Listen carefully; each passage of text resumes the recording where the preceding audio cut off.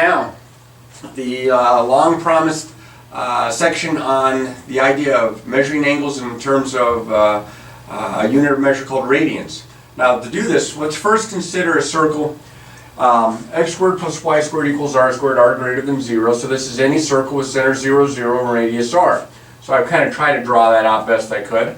And I also have an angle, and that's in standard position, in that the initial ray is on the positive direction of the horizontal axis, and then in this case it's going counterclockwise. There's the terminal ray, your angle is theta, and I don't know if you can see it, I used blue ink, but I don't know how well that shows because it's kind of dark.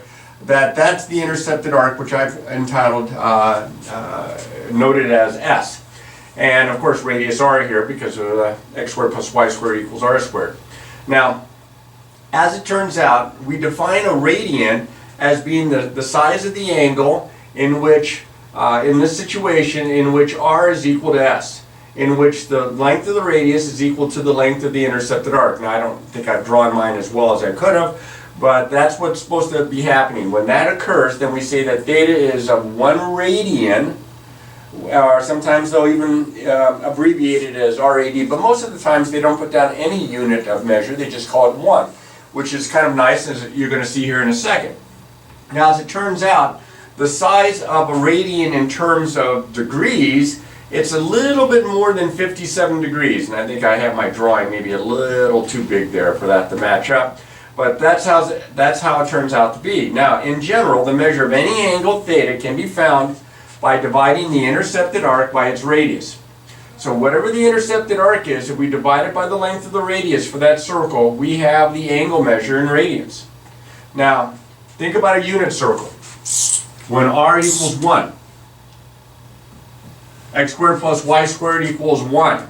Then what happens is your radius is 1. If you think about dividing by 1 here, you'll see that the measure of the angle in radians is equal to the measure of the intercepted arc. So what happens is the intercepted arc, that's like a length. That's like a distance. So we can pair up an angle measure with a distance, which is one of the reasons why we like to use radians so much when we are doing trigonometry, especially when we get to some of the graphs. So now, let's see about what this means in terms of degrees. All the way around a circle, the circumference is 2 pi r. Right there it is, 2 pi r. If we have the unit circle, if we have a circle radius 1, r is 1, and that means all the way around arc lengthwise is the circumference. The circumference is equal, c is equal to s, and it's equal to 2 pi.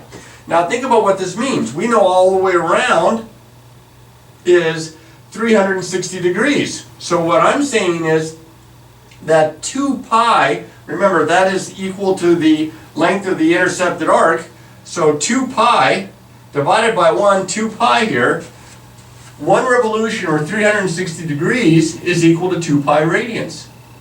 Well, based on that, a half of a revolution is 180 degrees, that would be 1 pi or pi radians, and a quarter of a revolution, which would be 90 degrees, is equal to half of pi or pi over 2.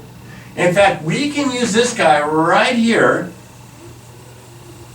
to help us convert degrees into radians or radians into degrees by using that little proportion. Now, textbooks typically will show you a different way, a slightly different way. It's the same thing. I like this guy because it works for either method, and I rarely get something backward when I use this.